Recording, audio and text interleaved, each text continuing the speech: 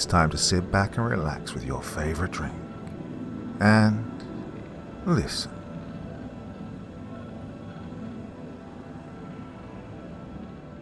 The Harrowing, a quick bus ride into hell. Part 1. Hal coughed and blinked open his burning eyes, his breath stuttering as a wave of heat and nausea rolled over him. Holding his position, bent forward against the steering wheel of the intercity transit bus, he took several deep, ragged breaths, focusing down at a mustard stain on his outsized middle as he attempted to regain his bearings. Another blast of heat assaulted him, hot enough to cause him to wince beneath the cover of his folded arms, and he shook his head weakly from side to side. Hazy memories began to cohere with his rational mind, and as they did, the distant sound of screeching began to rise in his ears. Screeching, the screeching of tires, the pain in his arm and chest, the impact. Jerking upright, Hal clutched a hand to his heart, gasping and squeezing at the meat of his chest. He was still in the bus. He'd been driving, but then, blinking furiously, he tried to make sense of his surroundings. A second wave of screeching wails met his ears, and he frowned, turning to squint out through the glass doors. Where was he?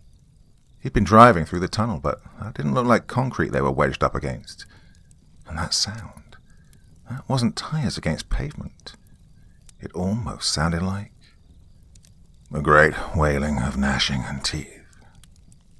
Hal spun in his seat, searching for the source of the unfamiliar voice. His eyes fell on a man, a priest, clearly by the collar at his throat. Black of hair with grey at the temples, he stood, staring out the window before him, a distant and highly troubling expression on his face. Hal grunted a bit as he leaned to unfasten his seatbelt, then turned the rest of the way to take in the state of his passengers. Staring back, he paused. Where were the rest of them? There had been at least 18 passengers at his last stop. Where were they? Only 3 people remained on the bus. The priest, still staring through the window, a young woman, maybe 18 at most, dressed to the nines in the thickest goth glam Hal had ever seen, and a young man wearing dark-rimmed glasses and sea-green scrubs.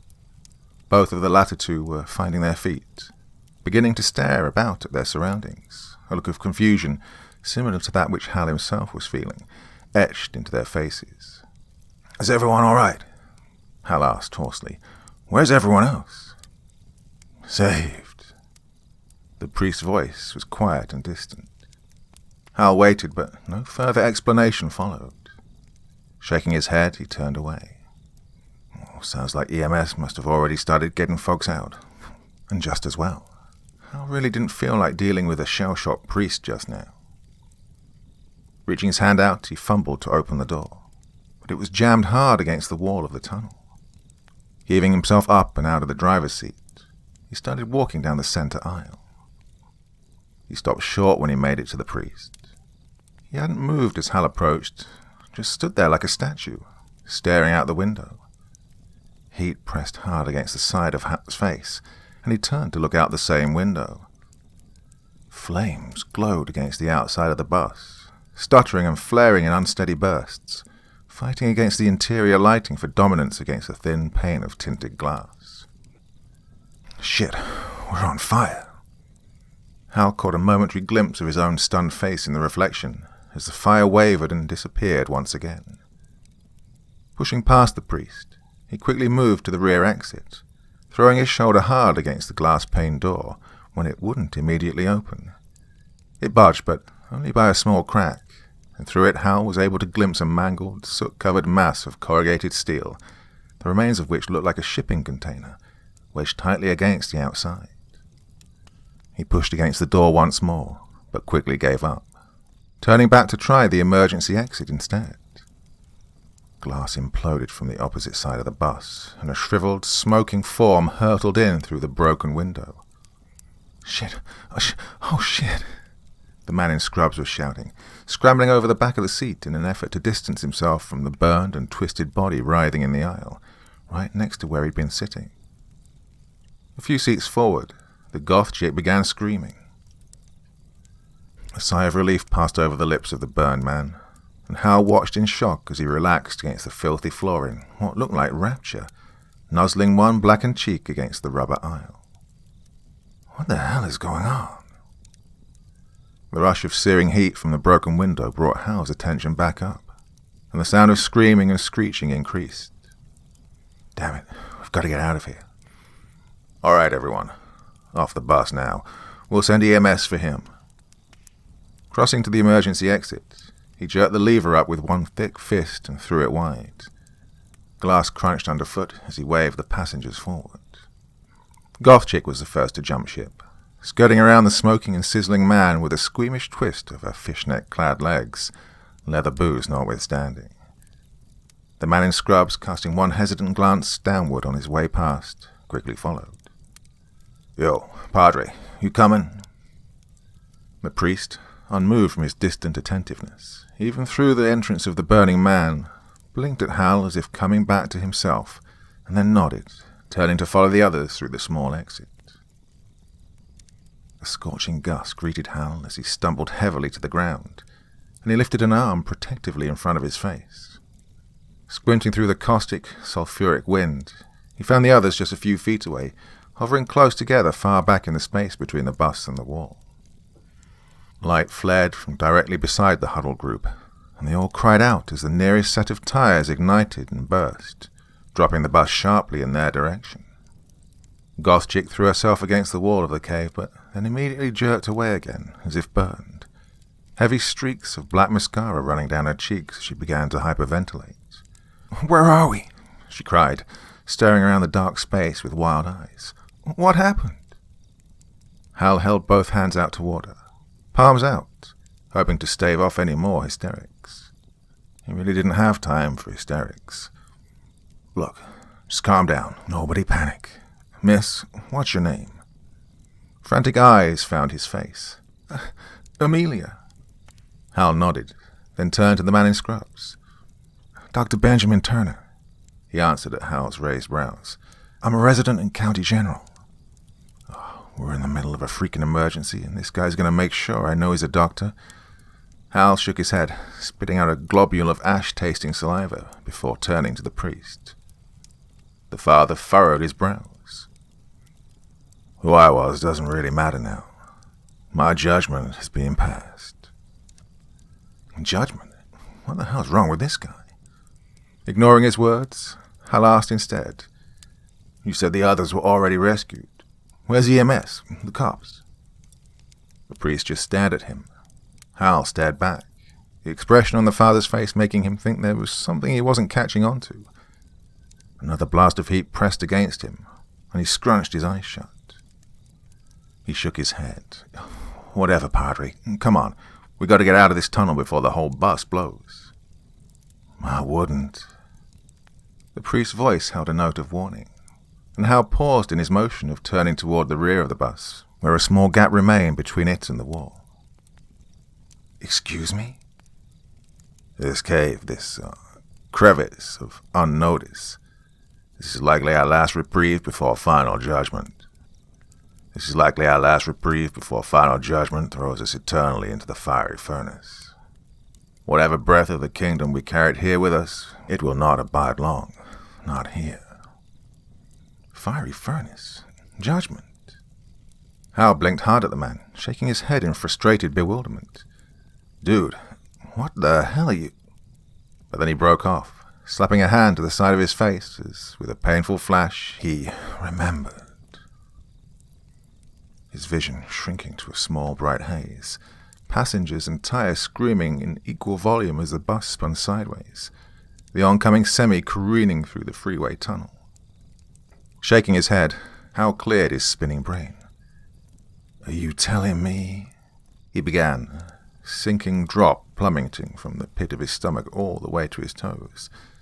Then he shook his head again, scoffing at the ridiculous notion. This guy must have hit his head something fierce. "You're crazy. How could a priest and a doctor end up in hell?" He cast a momentary glance at Amelia, but said nothing, earning a reproachful look in return. He ignored this, though. Clearly she hadn't been going to church in those platform boots. Dr. Benjamin Turner, MD, looked slightly uncomfortable, but it was the priest who replied. "It's simply not a matter of our deeds that save our souls. Then he took a ragged breath, staring out past the rear of the bus at the dim glow of the light filtering in. And it would appear that some sins truly are unforgivable. Hal spared him one last incredulous look before turning away. Whatever you say, Padre. I'm getting out of here. He motioned to Amelia. You coming, Doc? Doc Turner nodded and moved to follow Hal and Amelia toward the dim light at the end of the tunnel. The bus had halted crookedly in the narrow space, and there was only a small crack between the rear of the vehicle and the wall in which to pass through. Sucking in his gut, Hal squeezed his body through the narrow gap, wincing as the heat of the stone burned his skin. His thoughts unconsciously slid back to the priest's ominous statement as he felt it sear across his back. A rush of scorching air blew past him as he emerged around the bus, and he spun away from it, blinking to find the others following with much less difficulty. Clearing the ashy grit from his eyes, he turned back to the red glow. The sound of screaming was louder, nearly overwhelming, and Hal found himself adamantly denying the priest's words, again and again, and then again. A horn blast, deep and thunderous, shook the tunnel with its basso call. Slapping his hands over his ears, Hal ducked his head, cowering against the heated wall. Through his squinted vision, he saw the red light at the end of the tunnel begin to flash. Fire trucks, thank God! But did they have to blare the horn like that?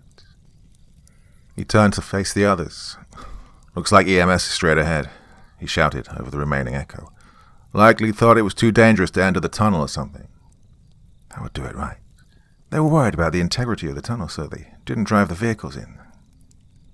He choked and coughed on another lungful of caustic smoke, surprised at the worry he felt when he realized it didn't smell like diesel fumes. A tendril of flame shot up the wall to his right, and he shied away. Amelia peeled her hands away from her ears. Something's not right, she whimpered, staring around at the confined space. Look, Hal maintained. You can see the flashes. They're less than 50 yards away. Doc Turner moved around her, staring at the mouth of the tunnel as he wiped his forearm across his face. A streak of black remained in its place. No, she's right. I'm telling you, Hal argued, motioning to the light, now a dim, steady red again, and he hesitated. Not flashing. Look at this place, the doc hissed through a choked cough. Does it look like a traffic tunnel to you? Hal stared at him, squinting against the caustic air, the smell of sulfur and hot iron thick in his nostrils. Look. And as the young resident's arm shot around in a frustrated attempt at illustration, Hal looked. Really looked.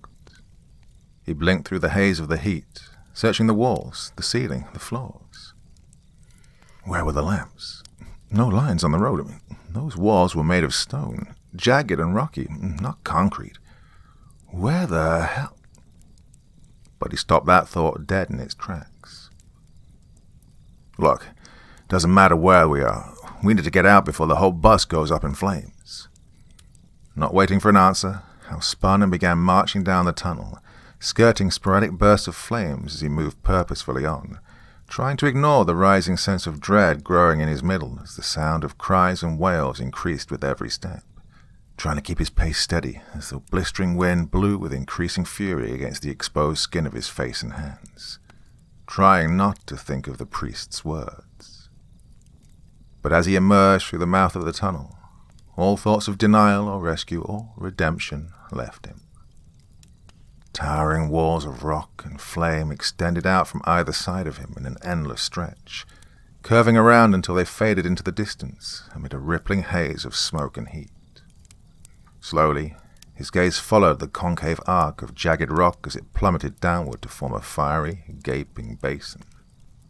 Hell was a bowl.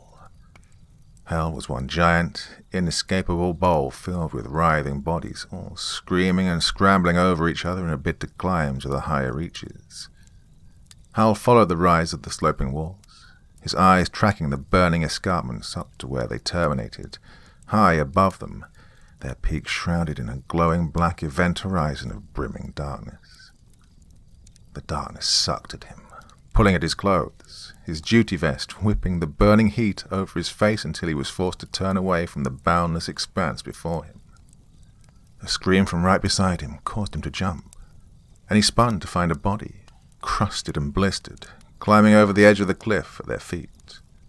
One smoking hand was clasped around Amelia's leather-clad ankle. She screamed again and kicked out at the body, breaking its grip and causing it to fall backward from where it had emerged. Shocked, Hal quickly stepped to the brink. Leaning cautiously out over the edge, he watched as it tumbled, crashing against rocks and other bodies in its descent. Those bodies joining the first to create a grotesque cascade plummeting to the center of the fiery bowl, where they disappeared with agonal shrieks into a vast, burning lake. Hal stumbled backwards, tripping over his own feet in his haste to escape the precipice. Suddenly, the horn sounded again, and, in a panic, he ducked beneath the shelter of his arms, pressing his forearms hard against his ears when his hands overshot their goal. He felt a rumbling begin in the soles of his feet as the horrid blast reverberated over the increasing volume of cries and screams. As he looked up, his frantic gaze sweeping the ledge, torrents of writhing bodies burst from the walls in all directions, flowing over each other in a macabre river of flesh, oozing from cracks and crevices as if the walls themselves were bleeding. Hal flung himself backward into the passage right as the bodies began tumbling over the mouth of the tunnel in a sickening waterfall of limbs and twisted faces. The heavy, repetitive sound of flesh smacking into stone made Hal's gorge rise, and he backed away, deeper into the darkness to find the others already there, all three of them, including the priest. The father simply stared out at the gruesome river of fire and flesh, a grim acceptance in his features as he began to edge forward. "Father!" Hal shouted, gagging, as fear-ridden nausea clamped his throat closed, and his stomach heaved. "I am undeserving of that title," the priest answered sadly, waiting for the cascade of bodies to ebb before moving closer to the lip of the cliff and staring down toward the lake of roiling fire. Hal coughed and gagged again, shielding his face with a forearm as a blast of heat smelling of brimstone and burning corpses rose up from the depths below. "Father, get back!" But the priest kept inching forward, eyeing the lake with a terrible intensity. "The fire already glows hotter. If I command myself now, before the torment truly begins, will I meet oblivion? If I seek my second death rather than flee it, will it still be eternal fire that awaits me?" Hal watched in horror as the priest inched a toe over the edge. Perhaps it was simple instinct that caught at the man, for Hal truly believed in that moment that the priest was about to commit to that second, irreversible step. But instead he stumbled, wheeling an arm out behind him to catch his balance before he could slip fully over the edge. Amelia, eyes wild, darted forward and grabbed the back of his jacket. "What are you doing?" she cried, clutching at his sleeve, pulling him back toward the mouth of the tunnel where he'd stumbled and fell against the inside wall. He was breathing heavily, but there were deep furrows in the center of his forehead. He didn't seem capable of answering her, though. He just sat there, staring out at the infinite space, listening to the cries and struggles of the multitude, now once again climbing up the fiery walls. "We need to get back to the bus." Hal looked around. It was the doctor who'd spoken. "What?" "The bus. Didn't you hear what the priest said before? He knew where we were the moment he came to. We weren't getting burned back there. We need to go back." Sure enough, Hal could see the skin on Doc Turner's face beginning to redden and chap from the blistering wind that was a constant plague here, outside the tunnel. Nodding, Hal heaved himself up and staggered after the others, back toward the bus. He collapsed against the tires when they finally reached their goal. Had it been so hot here before? He was breathing heavily, gasping against the rawness of the heat, tears cutting path through the soot and smoke on his face as they leaked unbidden from the corners of his stinging eyes. Hal wiped a hand across his face. absently surprised when his fingers didn't come away, dripping with sweat and tears. The heat had cooked the moisture right off the surface of his skin. Suddenly he remembered what had befallen the last set of tires, and he quickly pushed himself away, moving instead to the open emergency exit door. Jesus Christ! Hal leapt back, clutching a hand to his heart as he met the raw and blackened gaze of the burned man. He sat crouched in the opening of the small door, blocking Hal's way and grinning down at him with a lipless leer. "Not anymore," he rasped. "But once, yes." The priest shuffled near, peering around Hal as he blocked the heat from a nearby burst of flame with his sleeve. "Blasphemy!" The tormented soul chortled in low, gravelly tones. "Oh, yeah, plenty of that around here as well." "Ignore his words. He's one of the damned." "And here, too, you stand, priest, unworthy servant." Hal felt another wave of nausea rise up when a globule of flesh ripped away from the body's half-formed lips as he spat out his words. The doctor suddenly looked as sick as Hal felt, but Amelia was staring at the creature with a look of morbid fascination, perhaps a similar fascination as what landed her here in the first place. "Who are you?" she asked, inching closer, her voice just audible over the rush of flame and wind. "I'm old again, and your histories know me well," he hissed. "I've been named Nero, Vlad, Khan, Himmler. I've ruled you, conquered you, taught you and enlightened you. I've been your king, your council. I've even been your pope." The priest curled his lip at this last one, but did not speak. "Amun, you may call me, as that is how I lived first." "Amun," Amelia echoed. But then Doc Turner pushed his way forward, causing Amelia to stumble even closer to the burned man. "You've been all these people. You've gotten out?" Suddenly Hal was paying very close attention.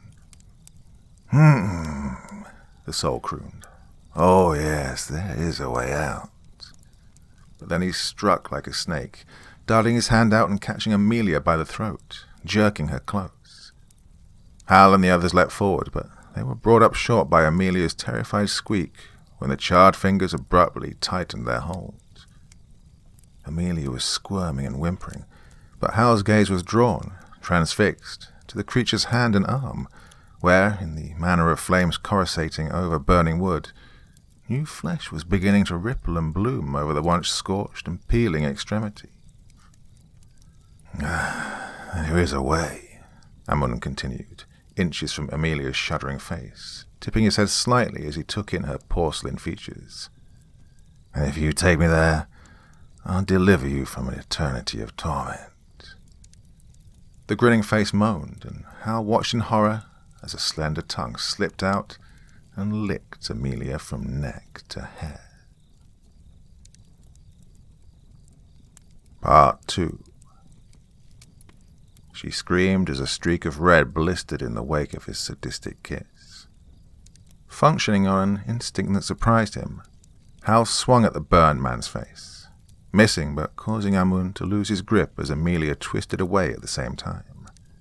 She dove to the side and hid, sobbing, behind the priest, who held one protective arm out in front of her. "This thing is vile, twisted," Hal thought, backing up again. In contrast to Hal's abrupt retreat, Doc Turner pushed forward, moving farther in front of Amelia and the priest, though admittedly still keeping a safe distance away from the crouching figure of Amun. "Tell us how to get out," he demanded, a look of violent single-mindedness creasing his heat-stained face. Lips and tongue were fleshing out from where Amun had licked Amelia, and he seemed to be tasting her still as he spoke. "Descensus Christi ad inferos. I was here when Christ descended and delivered the righteous from their perpetuation in Sheol. I was here when the Son of Man touched the fiery ground of Hades, and where the light of the kingdom exists, the fires of hell cannot." Muscle and tissue were beginning to rope backward over face and arm, lending Amun features, fullness, and definitely lending him strength.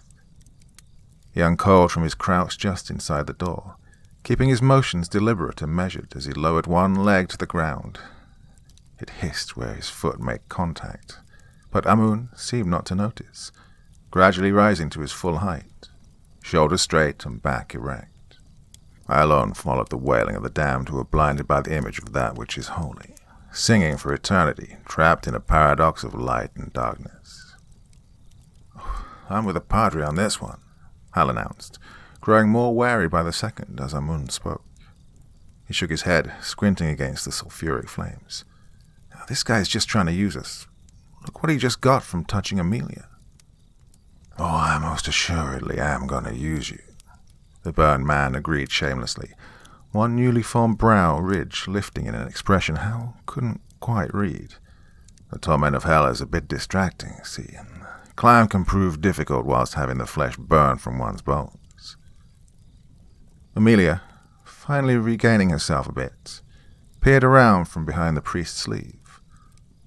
"Climb where?" Amun grinned at her. "To the ruins of Sheol, where the fires cannot touch. There dwells an entity who, if reached, will grant a soul one wish." "A wish?" Hal barked, not believing what he was hearing. "This isn't a fairy tale, you twisted piece of shit. This is goddamn hell. Oh God, this is hell. Which is why I require the likes of you fine specimens to see me to the top. And you need me as well. Only I know how to reach the ridge, but only those with the lingering aura of," he sniffed deeply, "life about them are capable of reaching it without succumbing to the fires and falling into the abyss. Once that, how did you put it, Father? Breath of kingdom? Once that fully fades." He gave a low, mocking bow at this point, gesturing to himself as a whole. "You'll be as bare to the fires of hell as all the rest." Hal exchanged a nervous glance with the other three, watching the decision solidify in their expressions as they studied each other, and then Amun. Only the priest seemed to still hold reservations. "Nero, Himmler, you just expect us to allow you to pass back into the world unchecked?" A sudden clarion horn blast interrupted the priest's ire, and Hal turned to see the red glow at the mouth of the tunnel begin flashing and flickering again. Not rescue lights, bodies leaking from the walls of hell like an infection, their purulent flow coursing over the mouth of the tunnel in rapid, fleeting shadows cast from the light of hellfire beyond. Amun tipped his head in a motion of complete disinterest. "This portal will only sleep for a brief time. Before long, it too will begin to flow again with the souls of the damned at the call of Charon's horn. What choice do you have?" The priest's face hardened. "There's always a choice." "I'll take you," Dr. Turner interrupted. "I'll take you myself. Just get me out of here." The father turned his gaze on the doctor. "You would visit that level of evil upon the world? The last time this demon warred the earth, he fueled the Holocaust. I don't want to burn." Amun gave a dark chuckle at the argument playing out before him. "Do not fret, Father. I'm hardly a demon. Man is capable of enough without any help from the likes of demons. But my knowledge of the occult is unsurpassed. You will not make the journey without me. Our time here grows short. Climb or burn." "Climb," the doctor said immediately, stepping around Hal to stand closer to the tunnel entrance. Amelia looked uncertain, but soon she too gave a hesitant nod and moved out from behind the priest to stand beside the doctor. Hal hesitated for a moment, staring at the priest as he weighed his own soul against that of possibly thousands. At the next burst of fiery heat, though, his resolve faltered. Why start caring about other people now? You had your whole life to do that, and look how you screwed that up. "Stay, if you wish." Hal looked up from where he ducked below the cover of his arm, drawn by the indifferent tone of Amun's voice. He wasn't where Hal had last seen him. He now stood placidly between Doc Turner and Amelia, unaffected by the raging storm of heat swirling around them. "Matters not to me. These two are enough to see me to the ridge. I wish you well for your sojourn in hell. Damn it, he's going to this ridge whether I help him or not. I don't care what the Padre has to say. I'm getting out of here. Ducking beneath his arm once more, Hal turned and stepped toward Amun. The burned man gave him a wicked leer, but turned without a word and headed for the mouth of the tunnel. They emerged to the press of the burning, fetid wind, and the cries of the multitude of wailing souls was nearly deafening. Amun hesitated as the full brunt of Hell's sweeping blaze washed over him, the exposed muscle fibers above his blackened jaw flexing and bunching in a poorly disguised shudder. "The way is treacherous," he began, his voice far rougher than it had been inside the tunnel, barely audible above the drone of screams. "If you fall, there is no return from the lake of fire." He turned a searching gaze over his shoulder and up. Taking a deep breath, through the hole in his face where his nose should have been, he went on. "We must ascend to the next sleeping portal before you will lay in bed at the fire." Amun moved to begin scaling the wall, but when no one immediately followed him, he jerked to a halt, curling in on himself as he apparently reached some sort of invisible limit. He turned back to them with a frustrated stare. "If it's your intent to linger until your flesh ignites, do tell me now. I'll abide a while longer in the peace of the portal while I watch you burn." Well, that was enough to get Doc Turner moving. Hal followed once Amelia began climbing, and to his surprise, he saw the priest emerge from the mouth of the tunnel as well. "Change your mind, Padre?" Hal called over the howling, but the priest didn't respond, only gave him a grim look and took to the wall beside him.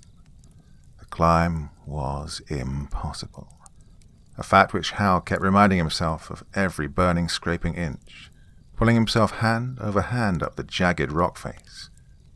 Checking above him, he found Amelia and Doc Turner, younger and with much slimmer bodies, not having nearly the difficulty he was with his slightly more than middle-aged, overweight frame. The heat billowing up from the lake far below kept him moving, though, one blistering handhold after another. They climbed for what seemed like an hour, the updrafts ever worsening as they licked up the concave walls of Hell's outer reaches. Hal looked up, gritting his teeth against the burning ache in his limbs as he pulled himself ever upward, the pain in his muscles a dim shadow against the scorching wind constantly racing over his flesh.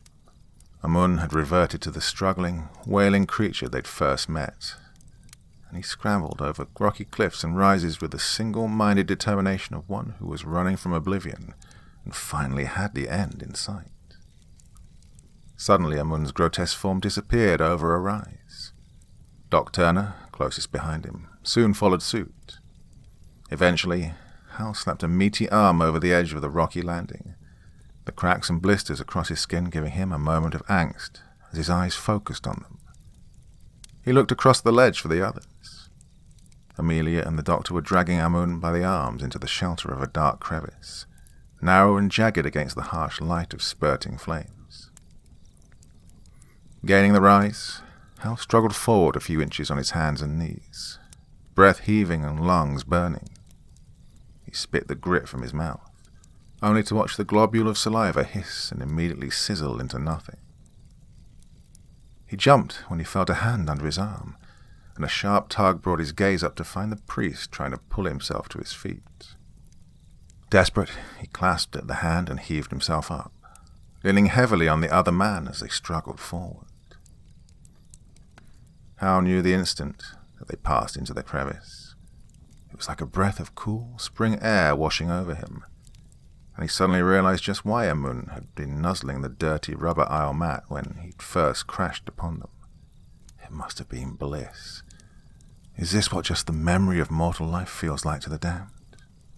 Doc Turner was holding a hand to Amun's head, as if in benediction, as Hal and the priest struggled toward them. Flesh and sinew squirmed and spread beneath his hand, but not as quickly as it had before with Amelia. Were they losing their protection that quickly? Amelia turned at the sound of them approaching and gave them an unsteady smile. Rubbing her hand against her arm, she asked, "Where are we?" "Hell," was Amun's immediate hoarse answer. Amelia took an impatient breath and kicked one of her heavy-booted feet. Thanks, Sherlock. Why does it feel so nice here? Nice isn't supposed to be a part of hell, I assume. The gateways into hell are eternal, he explained, bliss radiating from his voice as he continued lapping up energy from Doc's touch. But just as with me, the residue of the mortal coil leaves its mark. Frequently the tunnels sleep, clogged and sullied by the taint of humanity left by the multitude of souls passing through their walls. He tipped his head slightly to look up at Amelia from beneath the cover of Doc Turner's hand. You four are fortunate. The gateways vomit the souls bent for eternal torment down to the lower levels without prejudice. Had your contraption not been lodged in the tunnel's gluttonous throat, you'd be burning in the pit with all the others. Hal gave himself a mental shake to chase away the memory of those writhing masses of bodies. Motioning to the priest, still at his arm, they staggered farther back into the cave. That one deserves to burn here, Hal grumbled as he flopped down onto the blessedly cool stone floor of the cave. Fire continued to stutter and burst from cracks in the walls at frequent intervals, but Hal felt nothing of their heat. But not you? The priest's voice held a questioning note, and Hal turned to look at him. The priest was watching him, eyes tipped upward beneath his brows from where he'd sat slumped against the opposite wall. The space was small, and Hal could see the streaks lining the priest's face where sweat had tried and failed to linger. Hal shrugged, trying to appear as if the idea didn't bother him as much as it did. It freaking terrified him now. Dunno. I never masterminded any evil regimes, but suppose I never really worked that hard at staying out of this place either. There's retrospect for you, huh? The priest gave a dark laugh. I suppose so. Hal rested his head back. How about you, Padre? What lands a priest in the fiery furnace? The priest didn't immediately answer, but Hal could see in the way he sat silent, brow wrinkled together, that the question bothered him. I believe our crispy friend over there said it best, he finally began, making a subtle motion with his head over toward Amun and causing Hal to chuckle a bit, despite their current circumstance. I was an unworthy servant, he went on. My great sin was doubt. I doubted the gospel, doubted the resurrection, but what was worse, I encouraged others to doubt as well. Hal sobered at the other man's heavy words. Isn't that a good thing, though? He asked, running his fingers back through his thinning hair as he spoke. Shouldn't you encourage people to think for themselves? Perhaps, he agreed, his voice hesitant. A healthy amount of doubt from the average person can certainly strengthen one's beliefs. But when that doubt is coming directly from your church leader, well, it tends to have a much greater impact, especially on those who had a shaky belief to begin with. My colleagues found out, of course, and I was taken away from my parish to be reassigned to the city hospitals, where my work primarily consisted of administering the last rites. He gave a deep sigh then, the regret heavy in his voice. Oh, who knows how many souls I helped deliver to this place? Hal could only stare at the poor figure in front of him. Wow, and I felt my hindsight was screwed. Hey! Hal turned at the soft voice. Amelia was standing there, her cheeks and shoulders showing angry red blisters, as if she spent the day frying in the sun. Oh, what Hal wouldn't give for all this just to be one bad sunburn. Amun says we need to keep going. He's able to walk again now, and, well, it's time to go. Hal hung his head for a moment and nodded, taking in what little bit more of the crevice's reprieve as he could. All right. Hefting himself off the cave floor, he reached a hand down to the priest. Glancing up, the priest nodded once and took it, allowing Hal to pull him up to his feet. He kept a hold of Hal's hand, though, even after he was fully upright, and Hal glanced down at this before checking the priest's face. Nathan Donahue. Hal blinked. Pardon? Before, at the bus, you asked my name, and I very rudely refused it. Oh, Right. Hal Richardson. Father Donahue didn't release his hand. Hal, I'm sure I don't need to tell you this, as you seem to be the only other one among us who has reservations about this plan, but don't trust Amun. He needs us now, but will he later? He released Hal's hand with a meaningful squeeze, and Hal followed his gaze over to the three figures silhouetted by the red glow beyond the crevice. Amun stood erect and strong once more, but Doc Turner and Amelia seemed, well, slouched, tired, drained. With a nod to Father Donahue, Hal moved to join them at the entrance. "How much farther?" he asked as he reached them, his shoulders tensing as he eyed the light coming from outside. Amun looked at him with disdain. "You were fortunate, my rotund friend. Your gateway was quite high, relatively speaking. You have about a day or so's journey ahead of you, as you are right now." "What do you mean, as we are?" Though he thought he already knew. Amun gestured broadly to the scene outside the mouth of the cave. "Imagine, if you would, making this climb blinded with pain, your skin peeling from your flesh as you drag yourself up the escarpments, your bones charring away, only to regrow in a perpetual cycle of torment.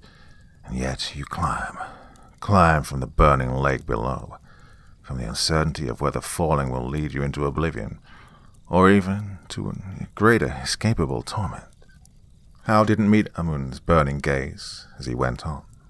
"I'm sure you can imagine it taking quite some time in this state. As you are, though, the journey's swift. Like only several weeks from the lake to the ridge, but I've been climbing for 45 years, and I've climbed for much, much longer. Alone, stealing from sleeping gateway to sleeping gateway. The remaining journey might take me months, years even, and that's assuming I don't fall." Amelia cast a nervous glance out through the opening in the wall. What happens if you fall in the lake, I mean?" The first notes of disquiet marred Amun's practiced facade. "I don't know, but those who do not re-emerge." A horrible prickle ran up Hal's back, and he looked away.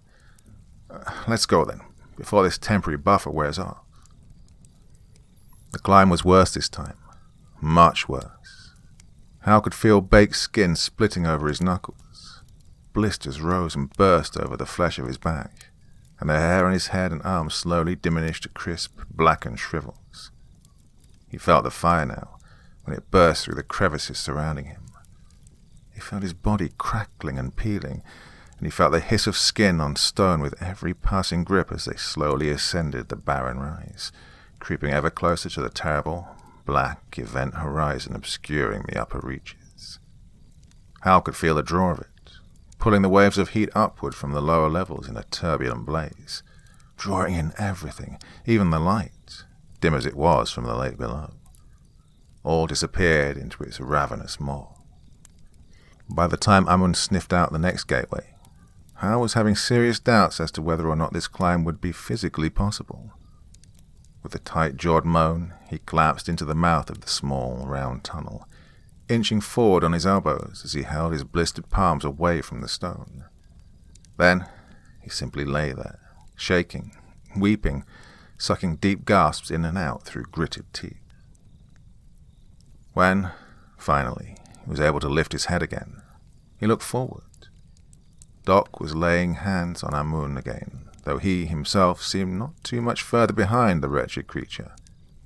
His scrubs bore large blackened holes, revealing scorched and blistered skin beneath. His breathing was labored. His shoulders seemed too heavy for the young doctor to carry.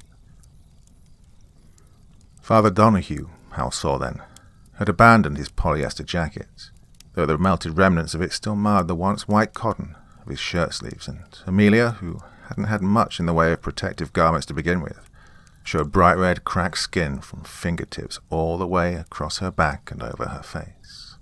Her hair, once long and shiny, had been singed nearly to her scalp and now stuck out in twisted, spiky tendrils.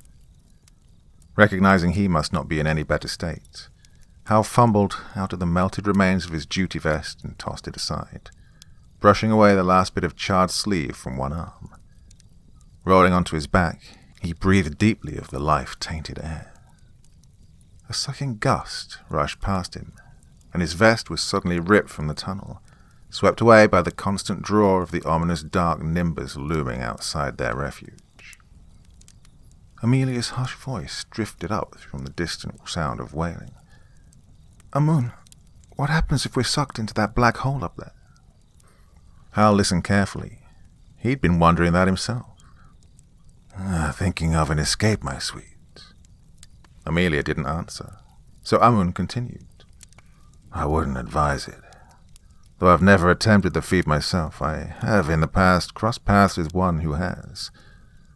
You are not erased, nor spat back out onto Earth, nor out into empty space. You're simply regurgitated back through the gateways to take your chances sliding down the river of souls when next Charon calls you home. There is no escape from hell, you see."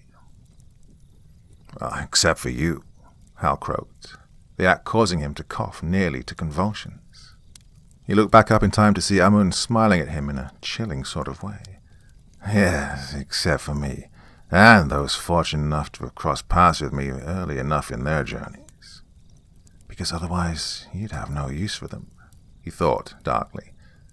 A glance at Father Donahue told Hal the priest was having a similar thought.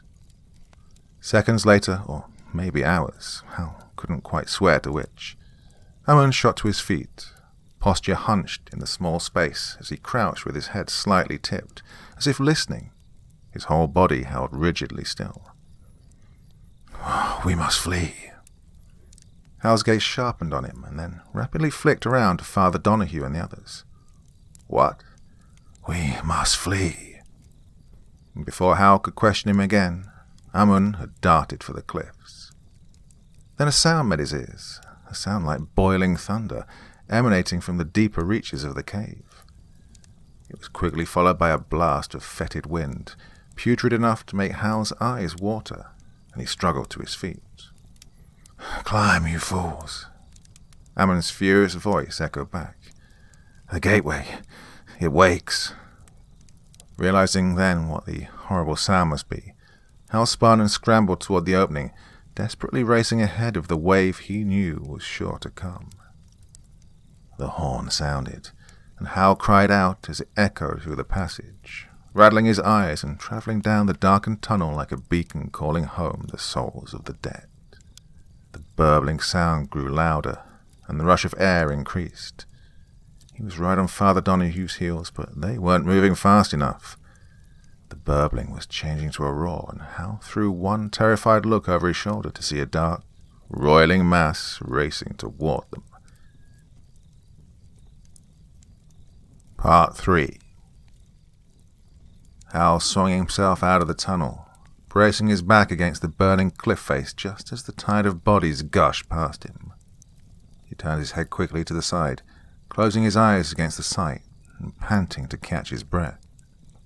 He opened them again to find the others on the ledge next to him, all pressed tightly against the rocky wall. "We climb," came Amun's ragged voice from the opposite end of the group, "before the flow ebbs and someone tries to follow us." Hal was about to question why Amun didn't want anyone following them, but the heat was rapidly growing oppressive against his skin, and he simply ducked his head to follow. They climbed, resting when they could at the ever-decreasing frequency of sleeping gateways, their bodies becoming more and more susceptible to the debilitating press of burning wind as their journey progressed. Hal could only watch when Amelia began crying, screaming as a large rent burst open across her back. He watched too as Doc Turner slowly began losing ground until he was barely keeping up pace with Hal at the back of the group. And he watched all the troubled, dangerous glares directed at Amun from Father Donahue every time they gained a portal.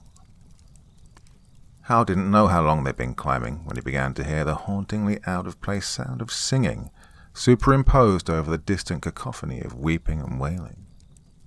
He imagined he must fully resemble one of those blackened souls from the depths by now, but that sound, that beautiful, chilling sound, renewed his struggle, and he pulled himself onward up the rocky cliff with strength and resolve. Amun too seemed to sense the end of his journey, and his blind scrambling increased, so much so that they climbed right past the gateway cave, the sweet cool breath of life issuing from it nearly enough to make Hal abandon the party and run cowering for the mouth. He stayed on Amun's tail, though, fortunately for Amun. They were nearly at the crest of the rise when Amun, wailing like one of the bodies from the edge of the lake, missed his grip. Hal saw him try to catch himself, but the skin on his palms, blackened and peeling from the searing rock, simply sloughed away beneath his grip, and with a cry like 1,000 screaming souls, he toppled backwards, flailing and reaching to his utter limit. Doc Turner reached for him but missed. Hal, though, shot his arm out just in time to catch the shrieking creature's ankle as he tumbled past. Hal gripped his rocky handhold with all his strength and heaved, rotating Amun's body around so it was lying against the rock face again. He could feel the crawling sensation of Amun's flesh growing beneath his hand as the creature leached off his touch. Gritting his teeth, Hal looked down. Amun was dangling limply in his grip, the strands of tendon and sinew worming out from Hal's palm in ropey bands as he held on. Suddenly, Amun's body contracted, knees bending and abdominals flexing, curling himself up like a snake as he reached a hand out for Hal's wrist. Amun's hand made contact with him, and Hal's vision went white. A girl wearing all black, with pink-tipped black pigtails on either side of her head, bounced up the steps of the bus. 2 black-haired, black-clad teenage boys with dead eyes followed her in. They took seats only a short distance away from where Hal sat, for once not driving. She wore a silver cross around her neck, and Hal grunted a soft laugh at the sight. The girl saw and frowned in his direction. "You got a problem?" Hal raised his brows in innocent mockery. "No, it's just, shouldn't you be wearing a pentagram or a goat or something? Don't exactly strike me as a choir girl's all." The girl glanced down at her cross. "I can still be a Christian and dress like this," she said venomously. The boy seated across from her looked away and rolled his eyes, but not at him, Hal thought, but her. Hal shook his head, not wanting to argue or cause an argument either. He simply lifted his brows in mock humor and looked away. Whatever you say, sweetheart." Hal blinked as the blaze of heat returned and looked down to see Amun now reaching toward his shoulder. He felt raw bone grip his upper arm. Hal felt the shock rip through his body, and he gasped, unable to move. The jolt tore through him again, and he coughed, finally opening his eyes to the blinding glare of fluorescent lights. Another light, even brighter than the ones overhead, passed in and out of his vision. Pupils equal and reactive. Hal squinted and rolled his head to the side, the sound of measured beeping loud in his ears. A crucifix hovered before his vision, and he stared at it in puzzlement. Blinking, his gaze finally cleared to reveal the blurred image of a priest. Licking his lips, Hal rasped, "Don't waste your breath, Father. There wasn't anything on the other side." Amun reached with his other hand, the charred bones of his fingers wrapping around the front of Hal's face. The beeping was monotonous, and the nurse, the only interesting thing that had graced his room in over an hour, was long gone. Hal stared with indifferent attention as the young doctor spoke to him in buoyant words about how lucky he was and how he'd had a second chance. Hal waved his encouragement away with a tubed hand. The doctor gave him a frustrated look. "I literally just saved your life. The least you could do is act happy about it. Sorry to disappoint you, Doc, but your career's going to be made up of one ungrateful son of a bitch after another. Hope you weren't expecting a pat on the back." Hal was shaking by the time Amun's hand left his head. A scaly foot on his shoulder announced the wretched creature climbing free of him over the rise to the landing, but Hal couldn't move.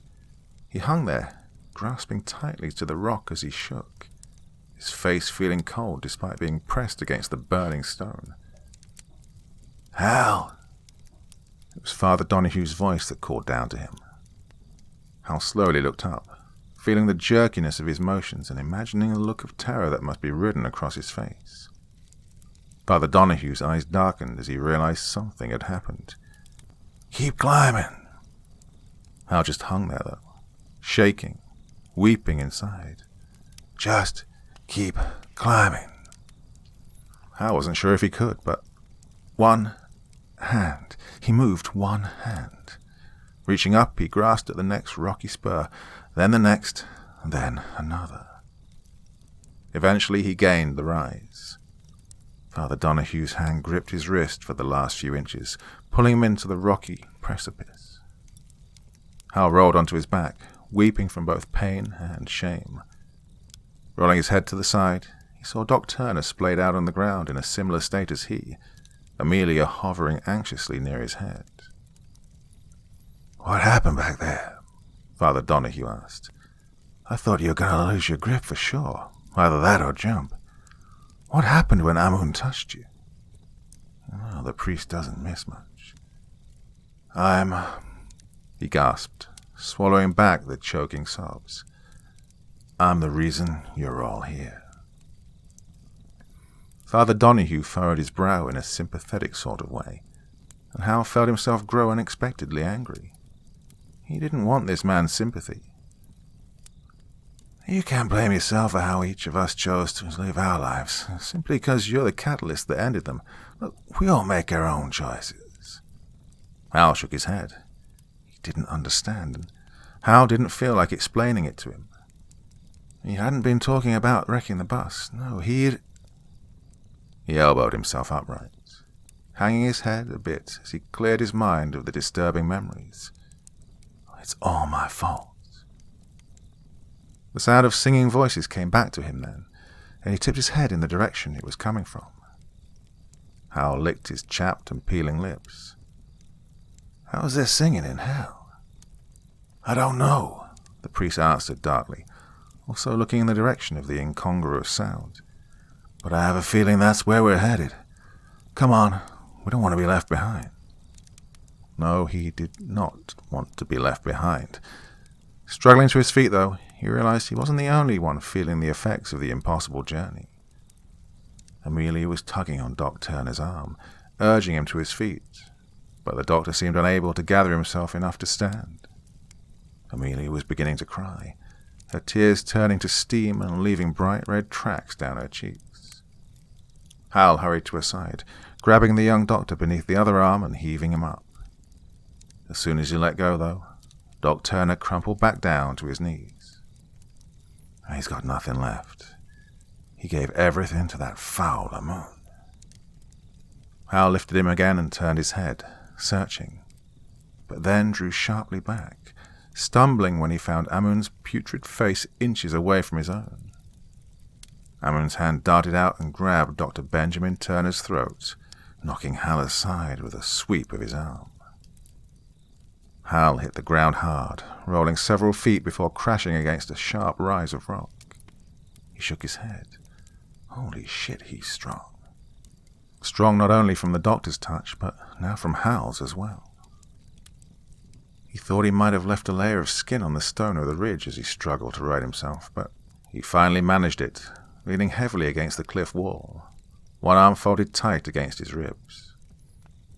Blinking away the burning smoke and grit, he opened his eyes to find Amun holding Doc Turner by the neck, dangling his body out over the abyss. Amelia was shrieking at him, her ragged form staggering forward against the blazing updrafts pounding along the narrow ledge. "Amelia!" Hal choked, reaching an impotent arm out towards her. "Amelia, stay away from him." But Amelia had already reached the beast, now nearly fully fleshed. And Doc was screaming as his flesh burned away in a coursing rise of hellfire, screaming as his fat melted and flared in bright, hissing bursts like a piece of roasting meat. Dark hair was sprouting from Amun's head, growing and whipping about his face in the turbulence from the doctor's burning body. Amelia leapt at Amun's back, jerking hard at the wild mass flying about his head, but he barely shifted at the intrusion. He simply released his grip, and Dr. Benjamin Turner fell from the ridge, his wretched screams joining the legions of others rising from the sloping cliffs surrounding the lake of fire. Father Donahue was struggling to reach Amelia, but Hal shouted his name, blocking a blast of heat with his scorched arm. The priest hesitated, casting an agonized look in her direction, but clearly knowing, as Hal did, that Amelia's journey had ended the moment she touched Amun. Hal heard Amelia begin to wail, that horrid piercing cry of unparalleled pain that dominated this place. The sound of it struck him to his very core. Sick, demented, psychotic piece of shit.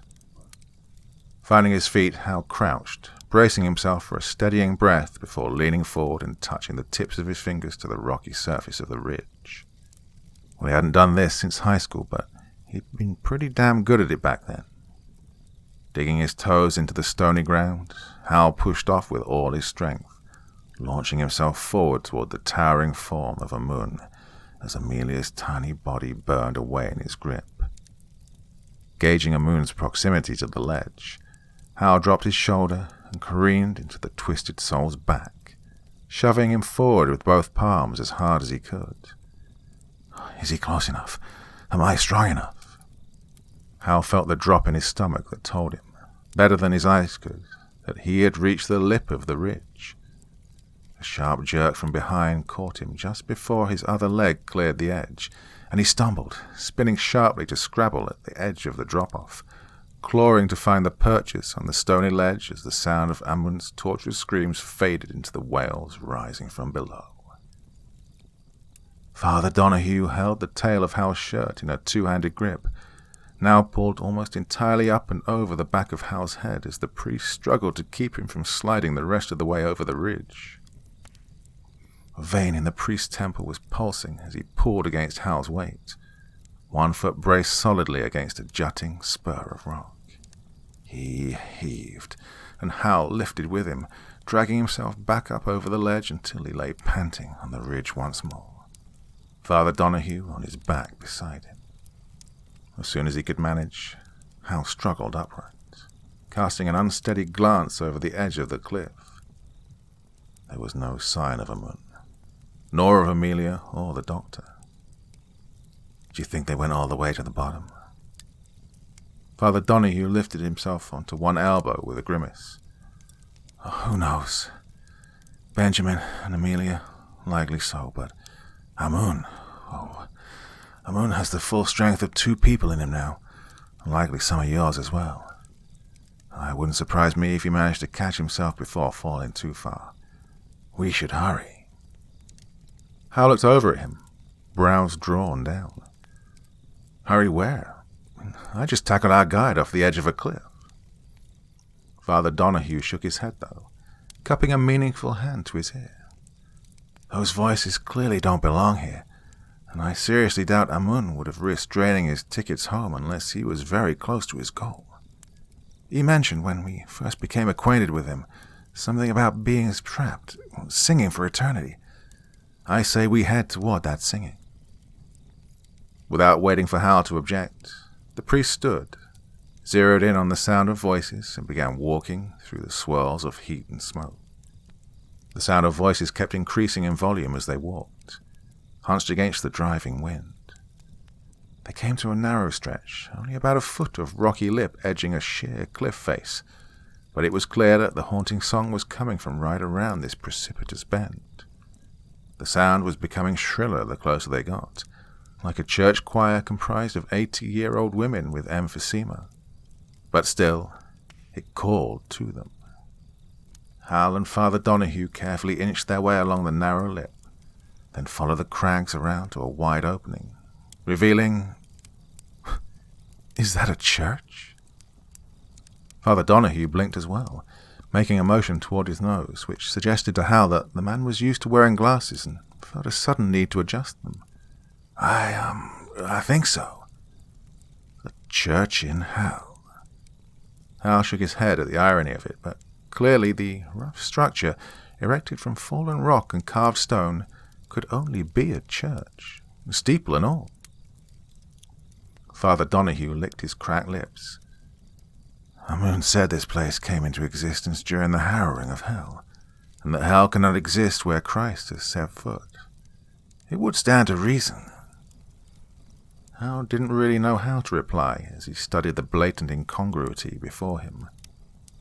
Was that a moat surrounding it? Hey, there's a bridge. We can cross over.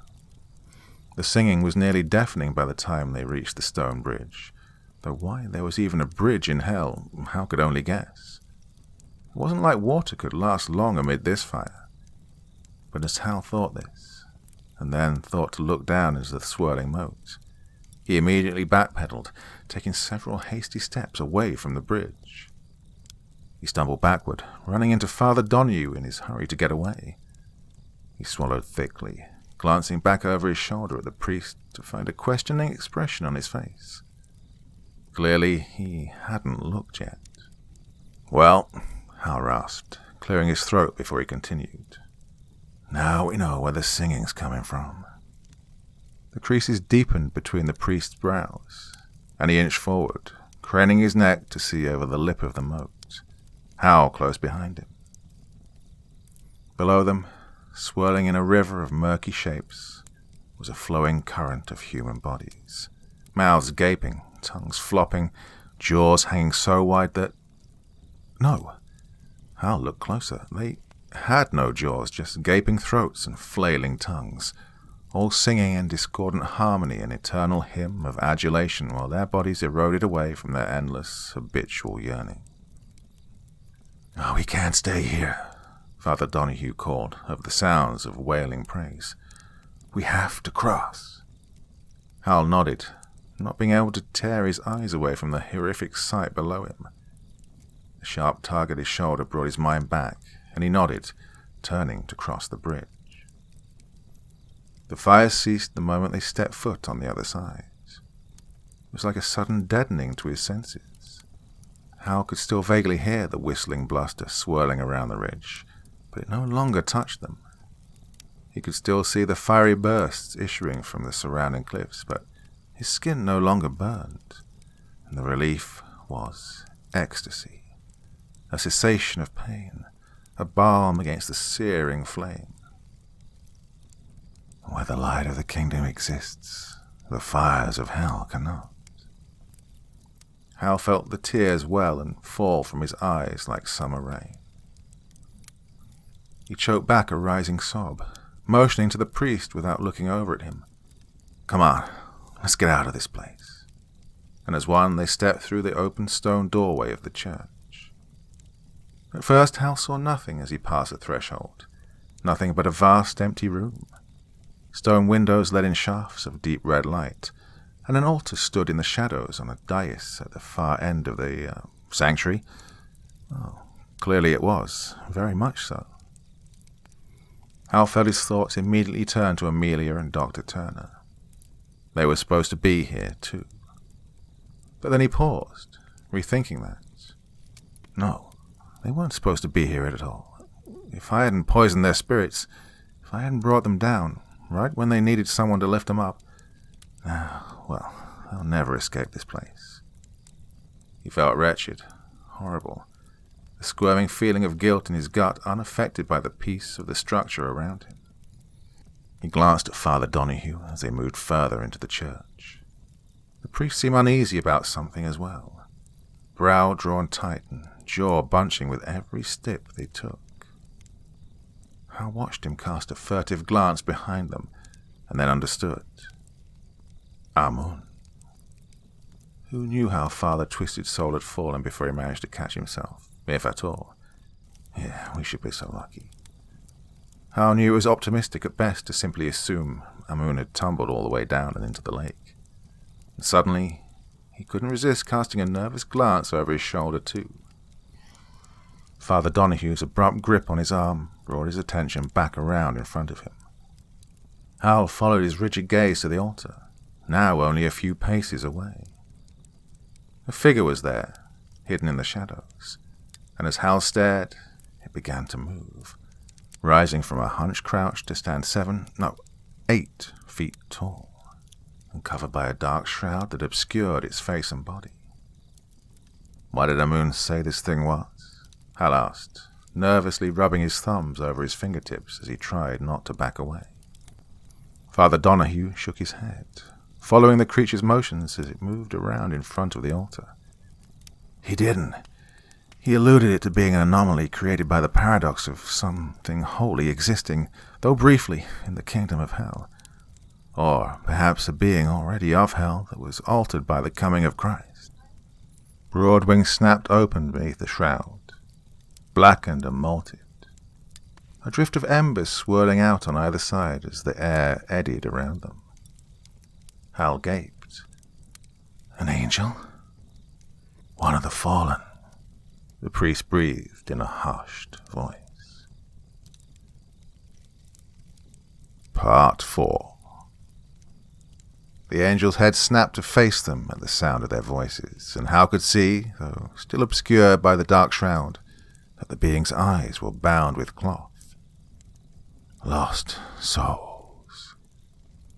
Hal and Father Donahue both cowered beneath the quaking volume of the fallen angel's voice, at once beautiful, even as it was terrifying. Slowly, Hal lifted his hands from where they'd fled to his ears. Yeah, I guess that's sort of us. Jesus H. Christ, how am I supposed to speak to a freaking angel? Who are you? The shrouded angel regarded Hal with his blind gaze. I am Gadriel.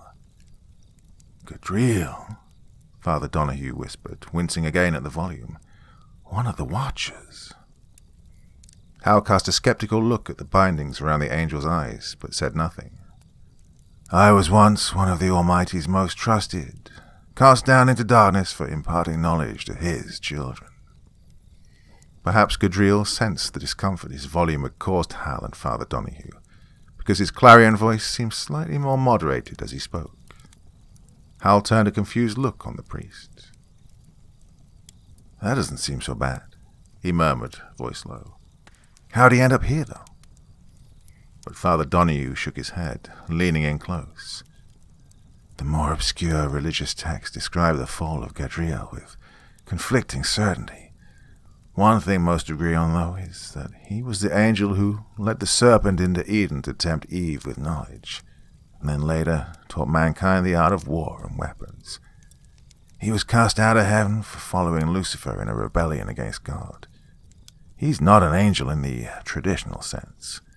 Be careful. Hal could feel his stomach dropping lower as the priest talked, and though they'd been keeping their voices low, Gadriel's masked gaze on them was unfaltering. Damn it, why is he making me do all the talking? We were told you could get us out of here. His words sounded ridiculous, even to himself. That you could, grant us a wish. Yeah, 'cause that sounds any better. The dark, sinuous wings flexed beneath the shroud before folding slightly in on themselves. For the love I bear humanity, I will grant a gift to any whom find their way to my feet.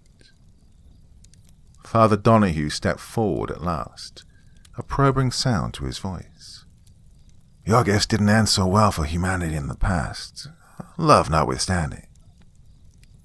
Gadriel surveyed him with sightless gaze, then turned his face unerringly to the nearest window, the red glow illuminating his shrouded face in a haunting silhouette. My gifts were meant to enlighten, to protect, to embolden, but such gifts, it seems, were not within the scope of man to cope with, and they turned that knowledge on each other. It was my bitterness, my hubris, that spurred my fall from grace.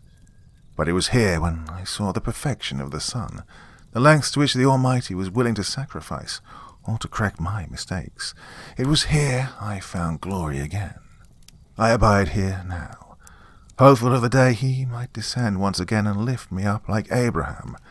Until that day, I will help his lost children as I can. Then, can you get us out of here? Out of hell, I mean, Hal asked in a rush.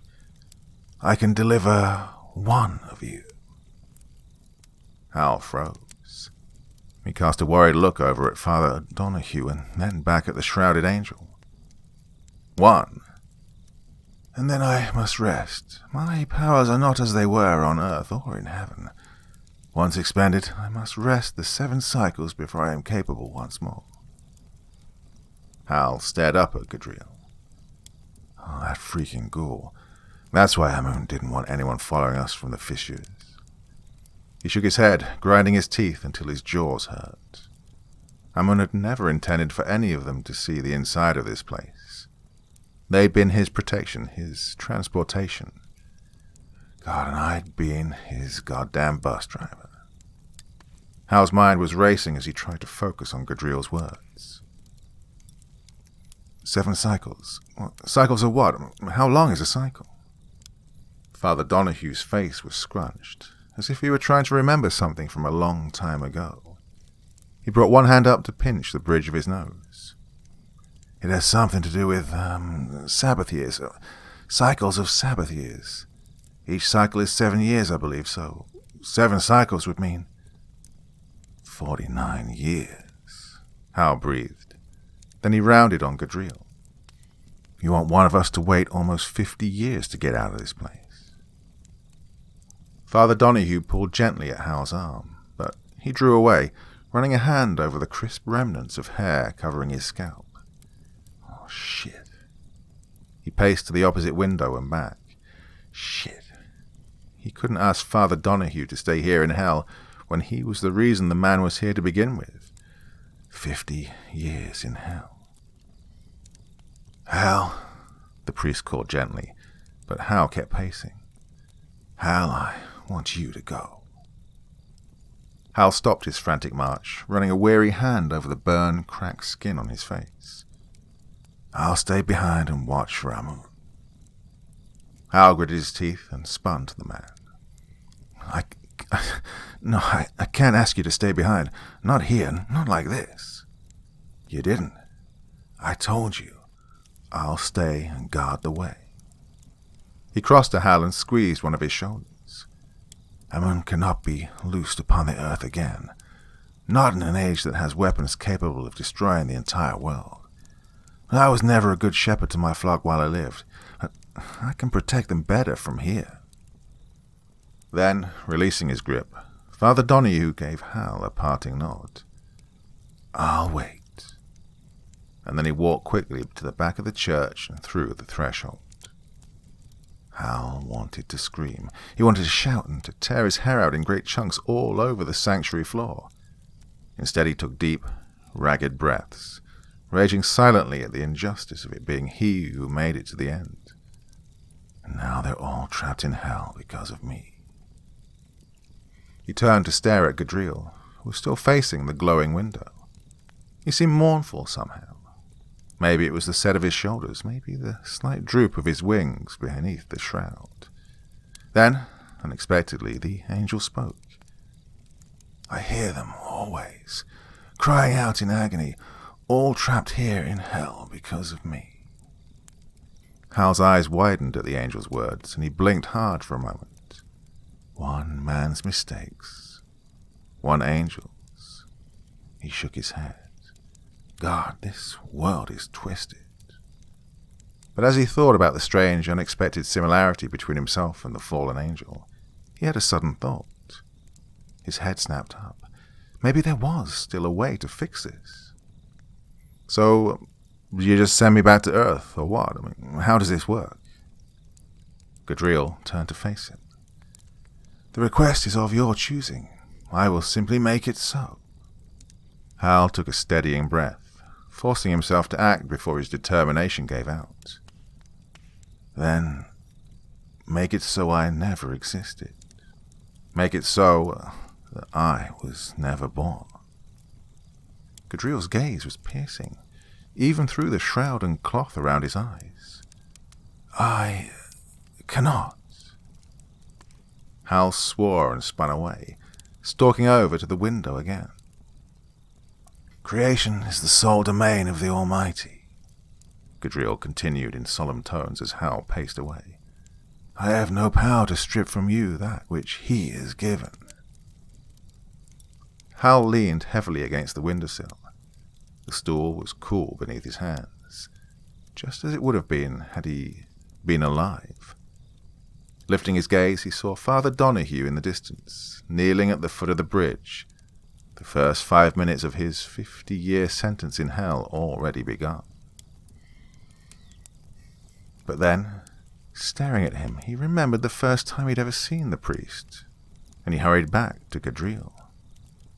"Gadriel," he called, "I know what I want." Hal seized as pain shot through his body. A flash of light lit behind his eyelids, but quickly went dark again. He could feel himself slipping. He jerked again, muscles involuntarily bunching in a unified jarring response to the violent shock passing through his body.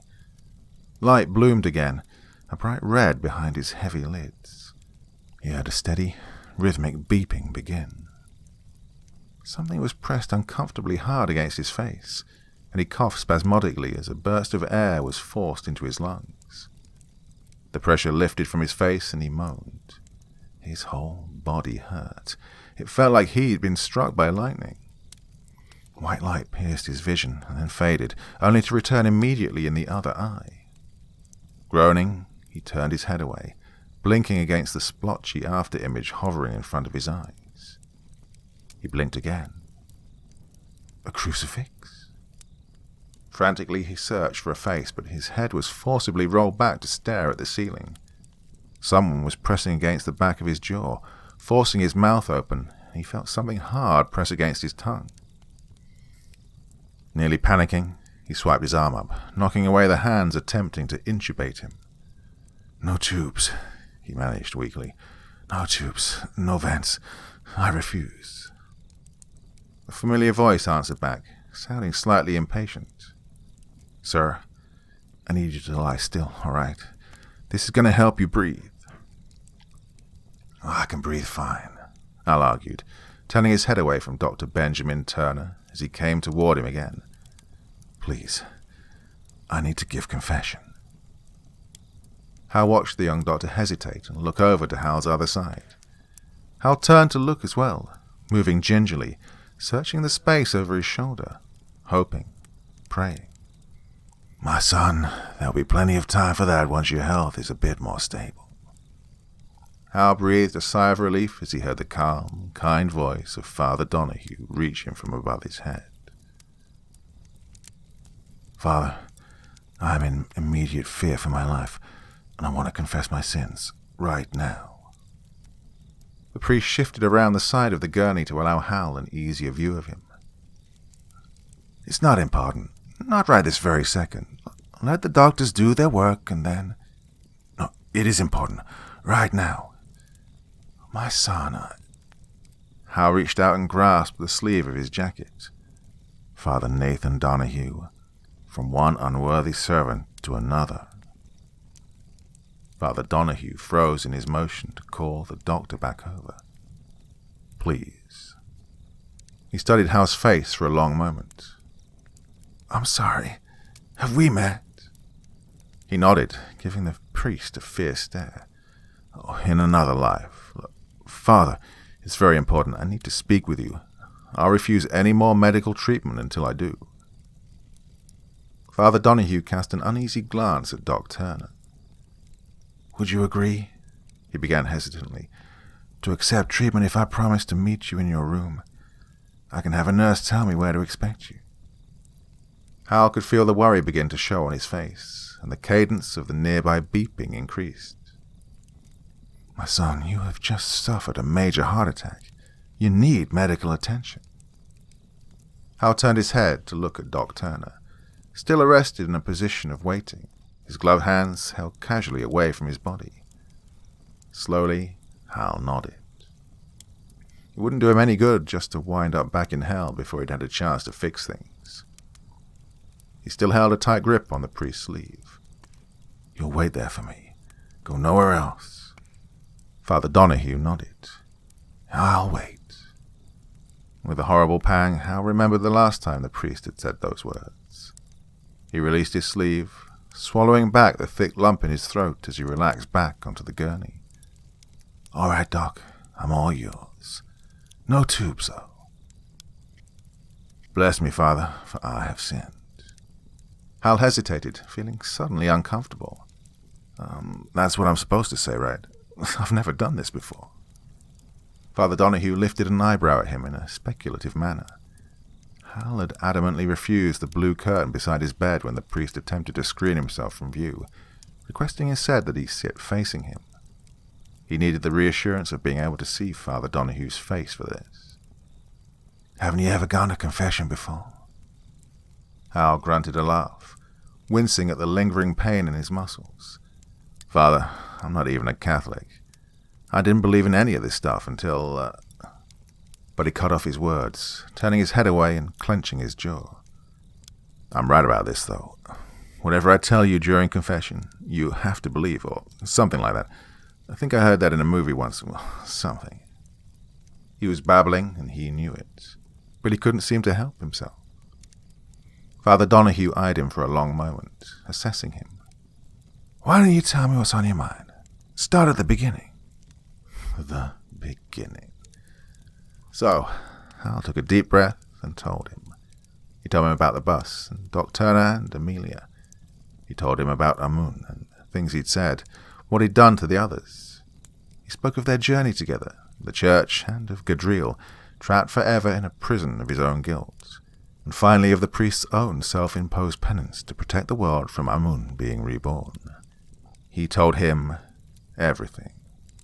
And then he cried. 3 days later, Father Donahue wheeled Hal to the small covered bus stop by County General's main entrance. Grunting a bit, he hefted himself out of the oversized hospital wheelchair and sat heavily on the long bench, not even minding the slightly sticky feel of the dirty metal. The priest had left Hal's room after his nightmarish confession that first day, in a state of silent reflection, or stunned disbelief. Hal could easily have believed both. He was sure his story had completely blindsided the man, but Father Donahue returned the next day while Hal was eating breakfast and began peppering him with questions, trying to poke holes in his story, lightly but seeming more and more fascinated the more he challenged it. The following morning he returned again, 2 large coffees in hand and seeming different somehow, more animated, more alive. Hal had no other word for it. He gave Hal a brief pat on the shoulder, now before, bending to lift the worn middle of the wheelchair seat to collapse the bulky frame. "I'll take this back to the greeter desk. I'll be right back." Hal leaned his head back against the plexiglass barrier of the bus stop and closed his eyes, only to open them again as he felt someone join him on the bench. He glanced over. The girl gave him an uncomfortable look when his eyes didn't immediately return to where they'd been. She reached up and began twisting the end of one pink-tipped black pigtail. Can I help you?" Hal suddenly realized he'd been staring. "No, excuse me, I was just... Well, that's a very beautiful cross." 2 teenage boys, their greasy dyed black hair swinging identically forward into their eyes as they sat, took the bench next to her, one of them rolling his eyes a bit and shaking his head at Hal's comment. But the girl reached up and fingered the tiny silver cross at her throat and smiled a bit, making Hal feel a little better about his slip. The familiar hiss and whine of heavy brakes engaging brought his attention back up to find the bus rolling to a stop in front of them. Bracing himself, with one hand against the back rail, he began to struggle to lift himself from the bench, but quickly gave up, flopping back down to give it a second try. Small hands took his elbow in a firm grip. You a patient?" she asked, casting a quick glance at the plastic bracelet around his wrist. "Do you need some help?" Just then, Father Donahue came jogging back around the corner. "Hal! Oh, good. Is this one you?" Hal glanced at the bus, watching the 2 boys climb the rubber-coated steps. "This one's me," he confirmed, "and I've even enlisted some help to see me safely to a seat." Father Donahue turned to look at the young woman at Hal's elbow, and his motions hesitated. His eyes passed rapidly from the neon-pink hair to the artfully torn black clothes, to the black platform boots, then finally to the cross at her throat. Hal knew what he must be thinking. He described Amelia in great detail during their talks. "Father Nathan Donahue," he said then, extending a hand in introduction. "It's very kind of you to offer to help, miss. He left the question hanging. She took his hand with an embarrassed sort of smile. Amelia. Father Donahue's quick intake of breath was subtle, but Hal had been listening. Amelia, he repeated, releasing her hand after a brief squeeze. You know, the hospital is always looking for volunteers. You seem to have a knack for it. She gave a quick laugh and another shy smile. Yeah, sure. I'll look into it. Then she glanced down at Hal. Ready? Between Father Donahue and Amelia, Hal was able to make it onto the bus without difficulty. Taking his seat, he turned to look out of the window. Father Donahue was back on the curb, contemplating the sidewalk with a level of attention that told Hal his mind was off somewhere very distant. As the bus started to pull away, though, he looked up. His face was drawn and intent. He didn't break his gaze with the bus as it finally turned out of sight. Taking a deep breath, Hal leaned his head back against the seat. Good. This was good.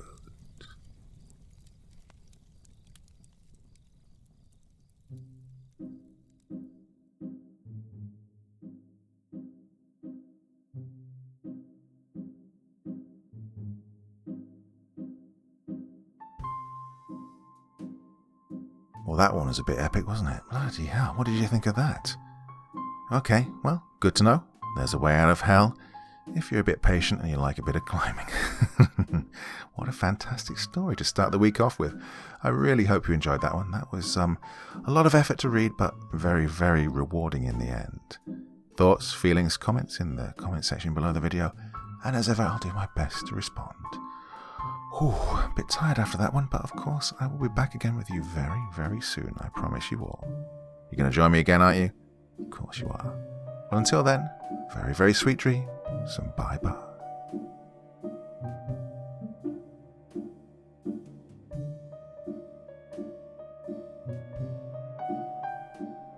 Thank you so much for taking the time to listen to this story today. Really means a lot to me and to the author of the story, of course. Well, if you want to know more about me, I'm pretty much everywhere on social media. You can find me on Facebook, Twitter, Instagram. You can download my music on SoundCloud. I've got a Patreon if you feel like. Throw me $1 or $2. Very much appreciated. And of course, on Reddit, I have a place where you can leave stories if you want me to read one that you've written. Well, hoping to see you all again very soon. Till then, sweet dreams, and bye-bye.